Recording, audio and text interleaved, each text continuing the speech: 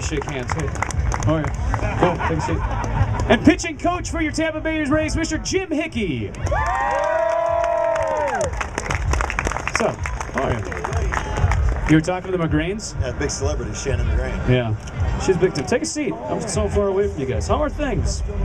Everything is awesome. That is great. Wonderful. Chris, you actually just came from, what were you? You were reading with the Rays, is that right?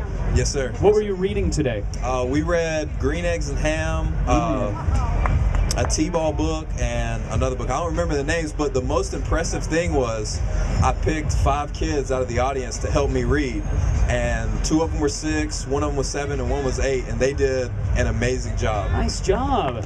I am crediting you with teaching them to read that quickly. No, they got their foundation from their parents, and I made sure to thank their parents as well, because I'm thankful to have great parents who gave me a wonderful foundation and really instilled reading in my life, and it looks like their parents are doing the same, and that's awesome. Very cool. Now, you are a, are we blowing out here a little bit? Rumor has it you're a voracious reader. What are you reading right now, besides Green Eggs and Ham? Right now I'm reading this book called Coercion, and it's basically about how society manipulates us to involuntarily do things. And by that I mean like what we eat, what we drink, how we act, how we dress, and it's just basically enlightening you that you need to be aware of your thoughts and be aware of your actions and not do it just because society tells you to do it. Coach Hickey, was this part of the off-season reading list that you gave the guys? I was just hoping he could throw strikes. I didn't know. So. Throwing Strikes by Jim Hickey, out in paperback this fall. That's hey, right. Courtney Jantz. Courtney, you want to tell Billy to turn it down just a touch? Thanks a lot. All right, Coach Hickey, I want to get to you and your many, many accolades and kind of get at just what your pitching staff did this season. If there is anybody who is more underappreciated as a coach in baseball, I'd like to find out who it is. Take a look at the numbers from last year's staff. Some David Price kid went ahead and won 20 games and wins the Cy Young. Fernando Rodney has what's arguably the greatest season as a reliever in the history of Major League Baseball. The team broke the American League strikeout record by over 100. They didn't just break the American League strikeout. This is the all-time American League strikeout record. They broke it by over 100. They had the best ERA in all of baseball, and it wasn't even close. What the heck are you telling these guys? Throw strikes. No, we've got extremely talented pitchers. Obviously, we've got a great group, a very competitive group. Obviously, a very talented group. The bullpen had been amazing. The bullpen really has been amazing for a couple of seasons. But to have Joel Peralta down there in the 8th inning and Fernando in the 9th inning, and to know what you're basically going to get every single night makes everybody else's job easier. The fact also that the starting pitchers did what they did and allowed us to use the bullpen the way we wanted to use the bullpen. We have a saying, if you use the bullpen the way you want to, they're going to be good. If you use the bullpen the way you have to, they're probably not going to be so good. And the starting pitching has allowed us to use the bullpen the way that Joe and I would like to. And when everybody knows what's expected of them and when everyone knows what their role is going to be, and for the most part, when the phone rings down in the bullpen and he knows who's it's going to be for and he knows who it's going to be for, it's a very kind of a settling feeling, and it helps you to perform. And performance is contagious, whether it's good or whether it's bad, and the performance has been good. And obviously the departed James Shields set the tone for that, but I don't think that we're going to miss a beat, because I believe that David Price will take that mantle seamlessly, and we'll move ahead. You know, it's interesting you mentioned, too, I think back to the 2009 season, which started out a closer by committee season, and there wasn't that exactly in the bullpen. The phone would ring down there, and the situations kind of were different all the time. You weren't sure exactly who it was going to be. Since then, it seems like it has been just as you described, that phone rings, you're pretty darn sure who the 1 or 2 guys that you need to get up are going to be at that moment. Those guys know. That has been the case for quite some time now, and it's also been the case that the starters have done their job and allowed us to do that too. And prior to that even as early as 2007. That didn't happen, and you see the results. The results were flirting with a 100-loss season, year after year after year, to flirting with a 92, 93, 95 win season for the last 5 years or so. So, like I said, it is contagious. The culture is kind of now in place, and I would expect for it to continue for a while. I think also the fact too that I came in 2007 seemed to help out the staff quite a bit. You and I came together, but don't forget we lost 96 ball games that year as well. Yeah, I know. But we righted that ship quickly, didn't we? It felt good.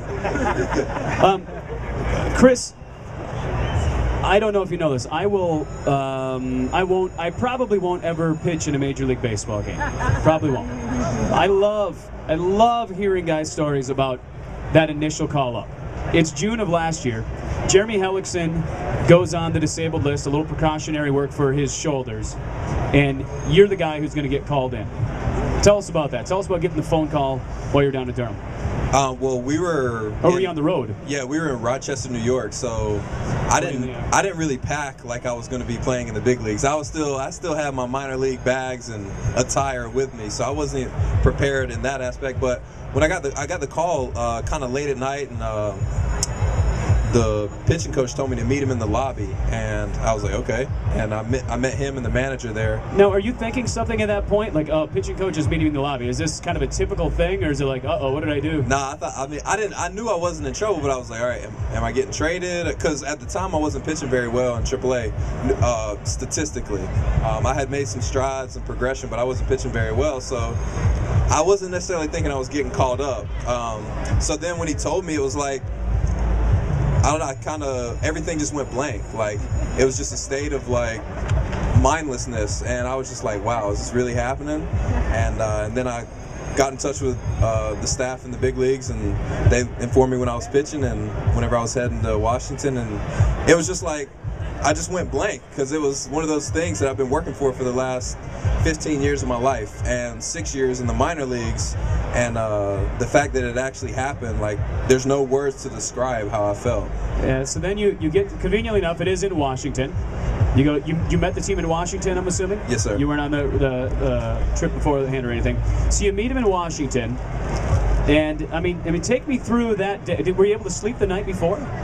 Well, I met the team like 2 days early, and I was somewhat relaxed, because when I got to the park, the first day I was there, everybody welcomed me. It was warm welcoming. Had a talk with Hick, had a talk with Joe, and they were like, look, don't try to do anything or don't try to be anything but yourself.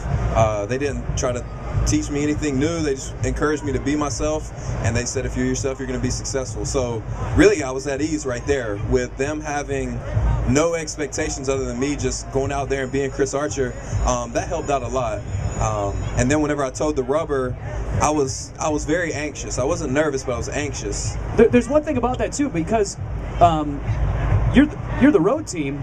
You go through your warm-ups, and yes, you've had this experience in the minors many, many times, but you're the road team. You get loosened up at your big league debut, the anthem plays, and then you go sit on the bench for a while. you watch the top of the first inning. Yeah. It's got to be miserable. Yeah, it did kind of stink.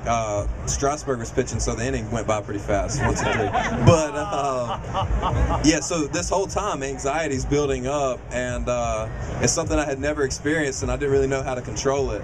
And after I faced the first few batters and gave up a couple hits, and it was you had to face 7 batters, give up 3 runs, only 1 earned. Yes, sir. So all this was happening, but at the same time, I'm realizing it's just the same game. It's baseball.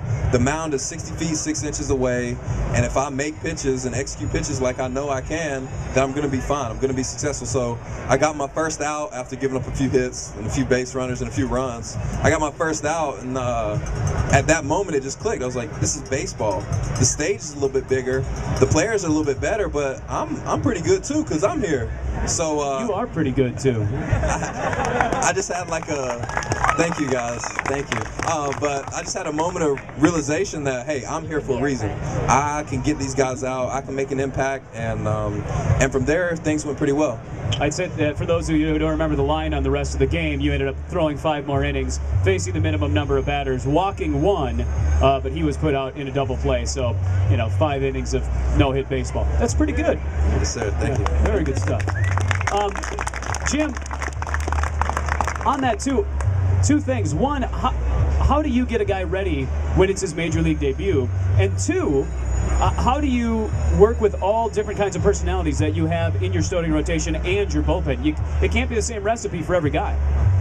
Well, I'm not sure how you get a guy ready for his major league debut. They're all different. You just try to make him as comfortable as you can and to lower the expectations a little bit. He said he had a little bit of anxiety, a little bit of anxiousness, and I don't think that you can make that go away, but I think you can maybe help him to channel it in a more productive direction, than to just be anxious. But it's totally natural, especially when you look in the stands and you see your buddy, comes down to the bullpen, or your mom and dad, are in the stands, and all your hometown, people are there. You want to perform well for them.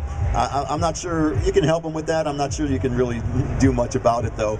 But like he said, as usually is the case, as soon as the game starts and as soon as you give up your first hit or get your first out, or a line drive goes whizzing by your neck, all of a sudden, you're back locked into what you need to be doing. But I think the biggest challenge to me in my job it has nothing to do with pitching. It has nothing to do with mechanics. It doesn't have a lot to do with information. It has a lot to do with what you said, relationships and communication. You don't treat everybody the same because everybody's not the same. You hear that all the time. We treat everybody exactly the same. Well, whoever told you that is either fibbing or they won't be around very long, because you can't treat everyone the same. And just getting to know your people and getting to know what makes them work, I think that's the most important thing. But the one thing that we have that makes my job very, very easy, I mean really, really easy, and it really is the fact that we've got fine young men from top to bottom. They're all from pitcher number 1 through pitcher number 12 or 13 on the back end of the bullpen. They're all people that you would be proud to be associated with, and people that, I have kids of similar ages that if my kids grew up to be young men like this, I would be very proud of that. And that can't be said everywhere, and it really is true here, and I think it's just a testament to the organization and what we do. Yeah, you're spot on. I mean, these guys, they're just kind of guys. They happen to be able to throw a baseball really well, but they kind of come across just as guys. I want to get into one thing that really got publicized a lot last year at the beginning of the season and throughout for the Rays organization, and that was defensive positioning. I guess for both of you guys, kind of how it changes things. I mean, the Rays put on more shifts than pretty much anybody else in baseball, and when you look at the numbers as far as stats go for a pitching staff, when you lead the league in ERA, maybe some of that stuff is working. Chris, how much of an adjustment was it for you going with all these defensive shifts and knowing that Hick and Madden give you guys the option to call it off if you want? How often are you calling it off? I never called it off, because the way that they put it together is they really base it off the particular pitcher. So it's not the same shift for every pitcher. So I know that what they're calling is in the best interest of me and my style of pitching. So I trust it. It took away many base hits, and I feel like it took away more base hits as a team overall than we allowed because of the shift. So I follow it because they're doing it to help us, to help the team. So I go with it 100%. It's funny too when you listen to fans talk about it, like, oh, in the 6th inning, if they wouldn't have had that shift on, they would have. They never mention the. Oh, in the 2nd, 3rd, 4th, and 5th inning, they had that small shift on, and that ended up leading to a 6-3 putout. How much more of it is an adjustment for you as well, Coach, while you're getting these defensive shifts put on and then having to analyze it with each different pitcher as well? Well, it's not that much of an adjustment for me, and the front office does a tremendous job of providing the information. The biggest part of that job was to sell it to the pitchers. And exactly first of all, I would also say this is based on hard, cold data. This is not just, we think this guy might hit the ball over here, or he has a tendency to hit the ball over here. We know that in his last 200 ground balls, that 187 of them have gone from over here to over there. So why do we have a guy standing over there? And no one remembers. It's just like the offensive lineman in football. He makes 99 plays in a row, and nobody knows who he is until he holds on the touchdown pass, and they call it back, and they say, number 77 holding, and everybody boos him. No one remembers the line drive in the 2nd inning until the ground ball goes through. That would have been an out. But I think that we probably, I think we netted in the area of saving 50 runs on the year as a staff. So that's pretty legitimate stuff right there. That's 50 runs. I think it was 47. I think that's what it got broken down to. Incredible. Hey, we got about 2 minutes left. We got that wireless mic. I want to keep going on with this too, but if any fans happen to have any questions for either Chris Archer or Jim Hickey, we're going to go to that right now. You can raise your hand if you happen to have a question for them. Great, perfect. Way in the back. Couldn't have been anybody. I'll run out there. We have this really expensive The question was, what pitch am I working on the most right now? Chris, a lot of people are wondering, what pitch are you working on the most Strike right one. now? Yeah. Throwing strikes, Jim. Yeah, I mean, really just overall commanding and refining everything. I made this comment a few times. I'm not a perfectionist, but I strive for perfection. If you guys understand what that means, I'll break it down a little bit. Just, I know that I'm not going to be perfect, but there's nothing wrong with trying to be perfect in everything I do. So across the board, I'm trying to get better. There's no, statistically, I should be working on certain things more than others, but everything I'm trying to refine and make it as good as it possibly can be. You were voted best slider in the farm system a couple years ago. You knew that, right, Hick? You looked surprised for a second. I certainly did. Yeah. I guess a casual observation, we saw such a devastating slider that David Price had when he came up in 2008, but we saw less and less over it over the later years. Is that something that gets worked on with you as well, where now it's a matter of developing your curveball more, developing your changeup, and just spotting that fastball first strike? Yeah, I mean, they encourage us to use our absolute best stuff. Okay. For me, fastball slider combination is what I'm really successful using. Hick told me to use my slider whenever I felt comfortable, so it's not like he tells me to take away from that at all. Very good. Other questions for Jim Hickey, Chris Archer, right up in the front here? I'll walk up to this one. There we go. There you go. Okay, Jim, how do you feel about your pitchers stealing bases? Ooh. I think maybe that feedback into the mic and the speaker might be exactly his thoughts. I think, first of all, I like when my pitchers are on base. I actually embrace the National League game. I love when we get a chance to hit. I don't like when Joe uses them as pinch runners very much, or when they try to steal and slide head first. So that's kind of dumb, but I like when they get on base because that means they're helping us win, and I always tell them when they go up to hit, they're not just up there, for decoration. Go ahead and help yourself win a ball game. But I'm not thrilled when I watch them breaking for second or trying to score and run over the catcher like Wade Davis did a couple of years ago. Chris, what was it? You must have had the conversation at some point where Skip said, "Hey, kid, bring your cleats today, even though you're not throwing. Might be using you late in the game." I mean, was that something that you guys had talked about from your first time coming up, or was that later on? Whenever we faced Washington in my first outing and I hit a ground ball to shortstop, I ran hard because, like Hick said, I'm trying to get on base so maybe I can be an extra run that we score. So I ran hard, and everybody in the dugout's like, "Whoa, Archer, you can move!" And I'm like, "Yeah." I'm like, "Hey, I'm not opposed to running bases." And the situation, I think it was in Philly, the situation came up. We were down a position player. We were playing National League ball. We didn't want to waste an extra outfielder. And Joe was like, "Hey, today's the day where it might happen." And I was like, "All right, spikes are on, laced up." Were you in the dugout just running? Oh yeah. Hey, Skip, I'm ready. Skip. Hey, I'm ready. I'm ready to go at any point in time. Well, they all want to be that guy, too. They want to be the guy that you use for a pinch hitter. They fight over who's best. They come down. They put their spikes on when they smell that situation coming. So it's pretty funny to watch them kind of compete for Joe's affection. One final fan question. Go ahead. Hey, Jim, I'm just curious. When you're walking out to the mound, what's going through your mind to tell the pitcher, what they're doing wrong, what they're... It totally depends. I get that question all the time. Sometimes what's going through my mind is, I hope this is his last batter. Let's get him out of here because he really stinks right now. But no. Sometimes you're just going out there. There's a pinch hitter coming up. He's unfamiliar with the pinch hitter. You're going to tell him what to do. Maybe he's just covered first base and backed up home. He's a little bit tired. You're just going to go out there and give him a little bit of a rest, and you tell him that. You just say, "Hey, Archie, just go ahead. I'm going to stand out here until the umpire gets here. Just take some deep breaths. Get yourself focused." The absolute worst trip to the mound is when you're going to the mound to give the relief pitcher time to get ready, and you have to make something up to stall, and you know that, and he knows that, the pitcher knows that, and I'm standing there talking to him, and he hears the glove popping down in the bullpen, and he knows this is his last batter, and he's just mumbling under his breath. That's the worst trip there is, but there's a lot of reasons to go out to the mound. We all want to hear like the comedy side of it, like, oh, you know, you're talking, hey, you want to grab the prime rib after the game? I'm assuming that's not what it actually is. It's happened before.